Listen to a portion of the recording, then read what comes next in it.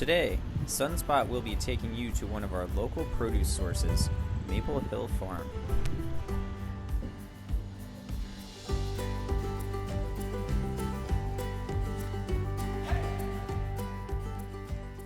Hey guys, Elliot Dale here at Maple Hill Farm. I just want to thank you for coming out and seeing what we're all about. We're in Tippecanoe County. We're about 15-20 minutes outside of West Lafayette, and we're on a small family farm. I grew up here, and my folks bought this place in 1979, and I came back here about 8 years ago and started farming, kind of as hobby farming. I did other various jobs, but now this is my full-time profession, and we're focusing mainly now on raising produce and mushrooms, as well as we do some organic grain, and we raise pigs and chickens, and some parts of the farm are certified organic. The whole farm operates organically. Really, all I farm, or vegetable farm, is this plot right here, which is 4,000 square feet. And then there's another plot over there, which is in a cover crop. And you'll see here in a little bit, I'll take you up here. If you kind of look beside this barn, my hoop houses are up there. Mm-hmm. So that's really all that I produce. So this is a silage tarp.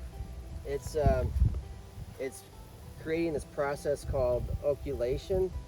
And basically what you do is you put the tarp down after you've prepared the soil, and underneath of it, it'll get real dark and moist, and what it does is it makes your weed seeds germinate, and since they can't get any sun, they'll die out. So it's basically just a way of minimizing tillage and prepping your soil. This is going to be planted here in probably about maybe 2 or 3 weeks into garlic, and some there'll be spring onions. That's just one way that I kind of minimize tillage, and it works really well for weed suppression. Most organic operations will really use excessive amounts of tillage,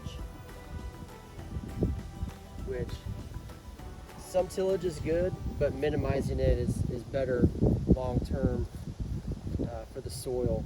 You know, we'll do a little bit of like light tillage, maybe to like the depth of about 2 inches, just for incorporating like compost and other organic amendments. But other than that, you know, we'll do a little bit of broad forking, which is basically just like a garden fork. You just bend it. You're not actually flipping the soil. You're more of like just aerating it. But that's really the extent of the tillage that we try to do. This landscape fabric here this is the lettuce that goes to you guys. Of course, right now this has all been harvested and it's ready to be removed, but this is a Salanova lettuce, and it's a hybrid variety. It can grow as a head, but we usually cut it as a leaf, and we've got a couple different colors here, and there's a couple different leaf types. This is an incised green. This is an incised red here, and we really like it because of course, this isn't a very good example because it's kind of dying out. It's like I said, it's already been harvested, but the stems are really firm and crunchy, which I think most people enjoy a crunchy salad. Of course, we've got other kinds of lettuce too, but this is one of our favorites. And then, well, behind you, these are all peppers. We've got these red ones there, jalapenos.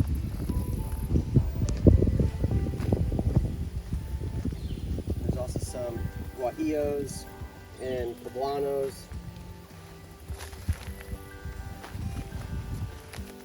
Those are all jalapenos there still. Oh no, that's a poblano, sorry. That's a poblano, and they'll start kind of like that. They'll go from, let's see if we can find they usually start kind of pale green, and then they'll go, you know, from kind of starting to turn purple to a deeper purple, and finally getting, they haven't really gotten very big. You know, they claim that the colorful, especially even purple, they claim, I think, has more antioxidants with most vegetables like carrots and cabbage and stuff. And this is October 15th or 14th. 14th, I think. And so our first expected frost, average frost, is like the 20 something. So we're pretty much due to be like trying to harvest all of these in the next couple weeks. These are purple carrots. Oh, nice. See if I can get one to come up without breaking it. This is a dragon variety from Johnny's. The inside's actually orange. But these are just about ready to harvest. So these will be at Sunspot here soon. Beautiful. Those are green beans. These are actually probably at your store already. I've delivered about 8 pounds of these the other day. It's a Provider, I think is the variety. And I think we've got 4 rows here by, maybe that's 24, 25 feet. That's quite a bit. You know, I only harvested about half of that. It was about 10 pounds. Wow. And there's probably another 15 pounds here ready to go, and it's still putting on some flowers.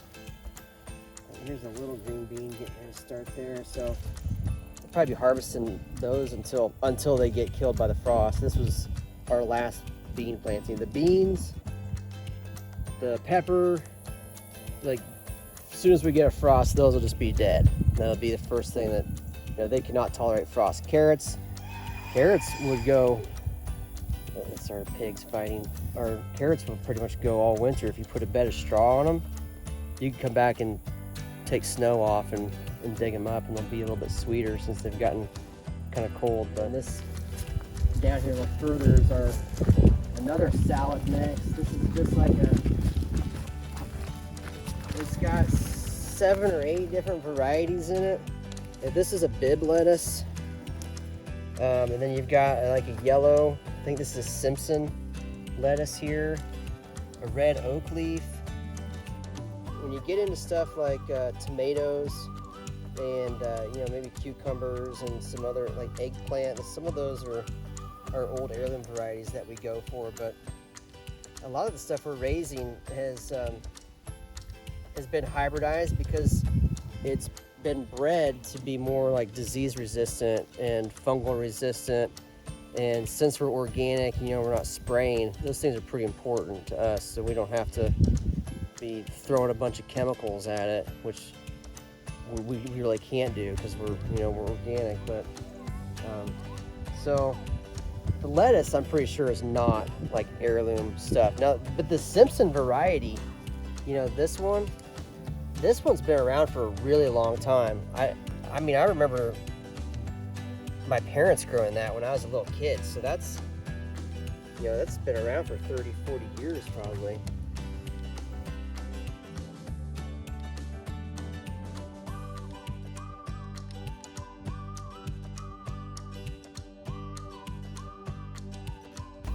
This is comfrey, and it produces, humans, I don't think you can eat it. You might know more about it than I do, but it produces a beneficial flower in the summer, and then the leaves are like loaded with calcium. So what I do is, and it coppices really well. You take the whole plant, just cut the whole plant off, and like for peppers and stuff, I'll lay the leaves down before I put that fabric, and it releases calcium in the soil for the plants. Or you can make you can make like an herbal tea with it and spray your plants. It's like a foliar spray. It's a really pretty neat plant. Rabbits love it. Yeah, my goal is to like have this whole plot surrounded by it. It is basically like a natural, biological fertilizer, and then also a beneficial bug attractant, which is pretty big for the organic systems too. So, how do you keep pests like rabbits and deer out, actually? Our dogs, honestly. So just that presence of having them around, I think, keeps even deer, rabbits, probably the 2 big ones around here for eating produce. We really don't have a huge problem with them. So this is a plot for next year that we did a whole year of cover cropping. This was buckwheat right here.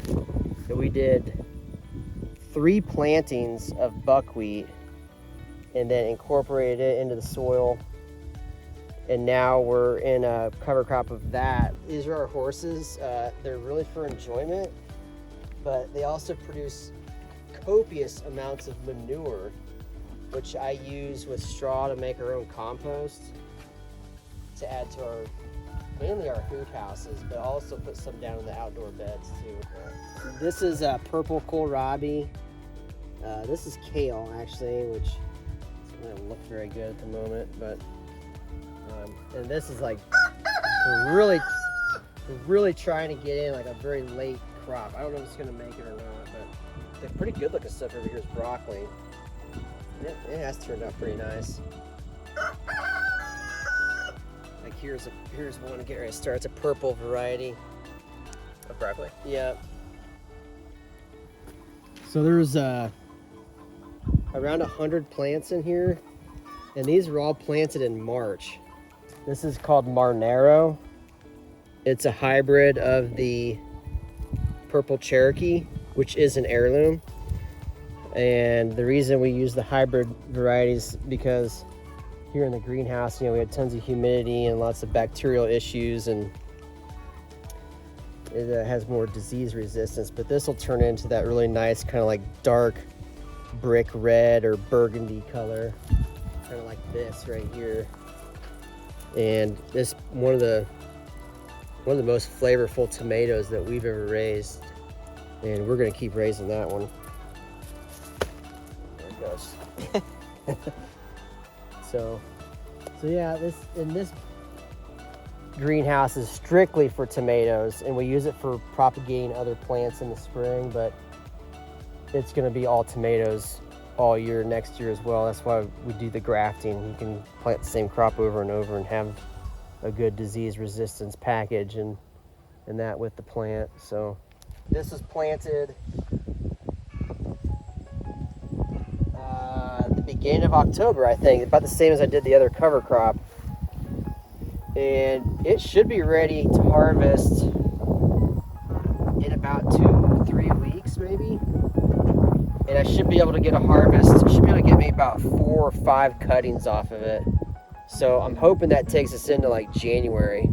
We'll be harvesting greens in here. And then You sell those at Sunspot, right? oh yeah, Okay. yeah, that's the salad mix at Sunspot right now. See the kind of the aisleways. So really, I try to not walk on the garden beds. Try to just keep all the foot traffic on the aisleways. So we've got 2 beds of what I call the spring mix or the mesclun mix, and then these 2 beds are spinach. And the spinach, it'll go most of the winter because it's so cold hardy. I've got little frost blankets I'll put over it, and they're like 100 feet long, so they'll go all the way down, curve, and come back. One blanket will, and the spinach will go all year. Yeah, this is arugula. So this is all baby arugula. This will be ready to harvest in a little bit. This actually is, that's about 50 volunteer tomato plants that somebody must have thrown a tomato out here and it just took off. But and this is bok choy, and then this bed over here is radish and lettuce, and there's also some a little bit of kale. This is a red Russian kale right here, and this will all be winter stuff. I mean, this is this stuff. kale, purple kohlrabi, weeds. We don't want those, but yeah, this could use some weeding here. But this is all purple kohlrabi. Actually, that looks really good. It's starting to head up a little bit. And then these are scallions. Oh yeah. And then at the very end there, we've got some onions, some winter onions. Like just these couple plots that I'm doing, I've just been blown away by like how much food it'll actually produce. And some of the farmers that I have been studying and spending time researching, they only farm like half an acre or an acre, and they're producing massive amounts of produce. So I think really this summer we only operate on, maybe it was about like a 16th or a 12th or a 16th of an acre. And that was enough to provide Sunspot, a couple restaurants, and produce food for, you know, our neighbors and stuff. So yeah, I think moving into the next few years and going up to, maybe we get up to like a 1/4 acre, I think it'll be really, it'll be a lot more work, but I think it'll be fun and exciting to see. These are our Shiitake logs. These are 3 years old. This whole row is 3 years old, and these have already fruited. We just kind of took a little pause from fruiting because we had so much rain out here the past few weeks that like all the logs just started to like start throwing mushrooms, and we're just kind of overwhelmed with them. But typically what we'll do is take a log, and this is a 2-year-old log. We'll fill this whole thing up with logs, and we'll soak them overnight. And then after they soak for 24 hours, then they'll go up into, this is just basically like a rack, so they're easier to pick, so they're not on the ground. I can sit here, I can cut the mushrooms off or pluck them off, and you know, these are old mushrooms right here. So they're inoculated first before Yep. you put them in, right? Yep. Okay. There's all these little holes here we drilled, and then we put in a sawdust spawn, and then we cover it with wax. So each log usually gets about 50 holes or so. It's pretty labor intensive, but they last quite a while. We've had some logs, like these logs behind you, these are 7 years old. And you can see they're falling apart, but there's a mushroom growing right there. I mean, I don't even try to force fruit these anymore because as soon as I touch them, they're just gonna fall apart, but mushrooms pop off of the sides of these all the time. So that's mainly what we're cultivating here is shiitakes. I'm gonna scoot past you here and walk over here. We've got, I don't know if there's any mushrooms up right now, but this is a straw bed of wine caps. This is what we'll grow the wine caps in right here. And you see, this is inoculated with mushrooms, and they'll pop right up out of the straw. See, I don't see any at the moment, but So wine caps and shiitakes. Yeah, we've got wine cap shiitakes, and then we've got a few other mushrooms that we're growing. These are called the Miko. This is a Japanese mushroom that's really popular in miso soup. You see them a lot. And that's growing out of cherry. We don't grow a lot of those because they kind of freak people out, I think, a little bit. They can, when you have the right amount of rain, they can look kind of slimy. So, and not a lot of people know about them either. So that's not really a very good seller for us. We don't really grow a lot of them, but they taste really good. These are oyster mushrooms. And this is growing out of a cottonwood tree. And this is one of my favorite ways to grow them because this is such an easy way to inoculate the logs. Basically just like a totem pole kind of thing. You've got pieces of wood that you cut, and in between each log you put mushroom spores. You set the log on top, you wrap it in a trash bag for about 3 months, and then it's done. So you can really move through a lot more of those logs than you could having to drill 50 holes in each one of those. And so that's how we do all of our oysters. And then we also do a lion's mane and combs tooth, similar to that. I just call it the totem method. So this is a lion's mane right here.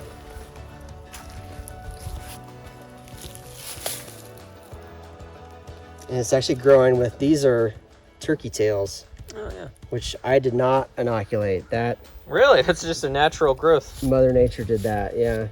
Here's like a very immature lion's mane. That's kind of what they start out like. They start out pink almost. I don't know if the camera can get that, but they start out really pink for some reason. And these are the combs tooth? This is the combs tooth. They're the same family. They're both in the Hericium family, and they to me they taste the same. They just look a little bit different. Their formation's a little different. And they're very medicinal. The lion's mane is, and then on top of that's what we cultivate. And on top of that, I also forage some wild mushrooms, which this is a example of this is called hen of the woods or maitake, and this is also very medicinal. This grows at the bottom of oak trees in the fall, and these are some of the shiitakes that we grow. I just pulled those from our cold storage, and this is a puffball. What you forage? Which we forage, yeah, those are wild. We do not cultivate that. I also forage chanterelles, chicken of the woods, black trumpets, and that's pretty much the big ones that we do. What I like so much about the mushroom farm is that this is a spot you really can't grow anything else. There's just so much shade, which is what you want. You want like no sun, tons of humidity, not a lot of wind. It's just an ideal spot for growing mushrooms. So just this one little tiny plot of land grows, oh gosh, 50 pounds of mushrooms or something a year is probably close. We might even be closer to more like 80 pounds this year.